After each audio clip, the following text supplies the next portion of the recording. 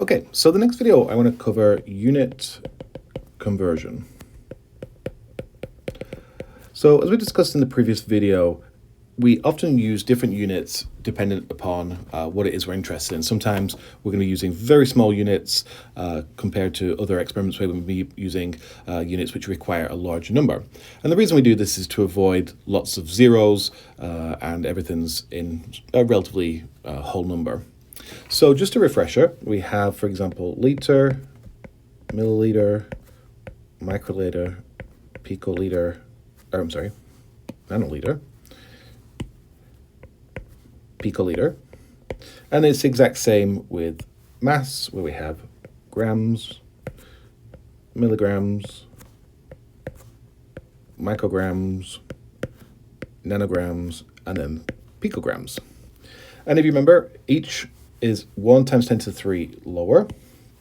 So we have 1 times 10 to the negative 3, 1 times 10 to the negative 6, 1 times 10 to the negative 9, 1 times 10 to the negative 12. So we've got to be able to get comfortable with moving between these different units, and we'll talk about that now. So anytime that you have to do this, you'll be given the unit conversion. So for example, 1,000 milligrams equals 1 gram. And if you look, 1, 2, 3, which is why it's 1 to the 3, 1 times 10 to the negative 3, depending on which way you're going. So 1 times 10 to the 6, which is 1 million, micrograms equals 1 gram. And you'll be given these unit conversions. So unit conversions are pretty straightforward. So let's start off with one example. So if we're given 4 grams and we're told we want to convert that into milligrams, the way we do this and set this up is we'll take our 4 grams and then we're going to look at putting on top on here what it is we want to convert to. So in this case, we're going from grams to milligrams. So we put our milligrams on top.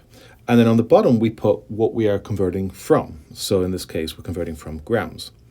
And then we can use this ratio here, this conversion factor, to plug this in.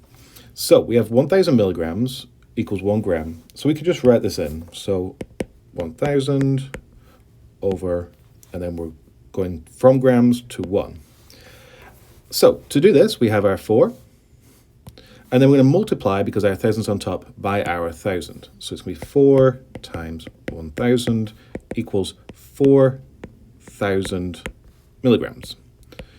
So, and that looks about right. One thing I always recommend when you're doing calculations is, does it look sensible? We know that milligrams are 1,000-fold less than grams, so you'd anticipate that 4,000 sounds correct. So, what if we're going from something small to something big? So let's take an example here.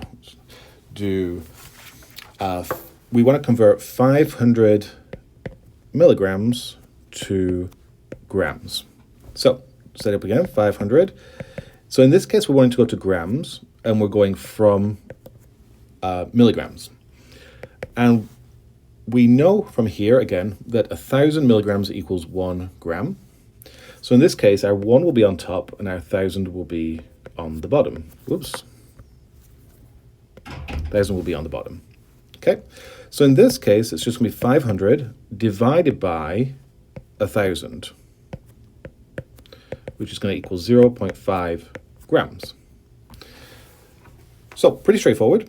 Just one more quick example of something where we're going by a factor of 1,000,000. So if we're going from 200 micrograms to grams, for example.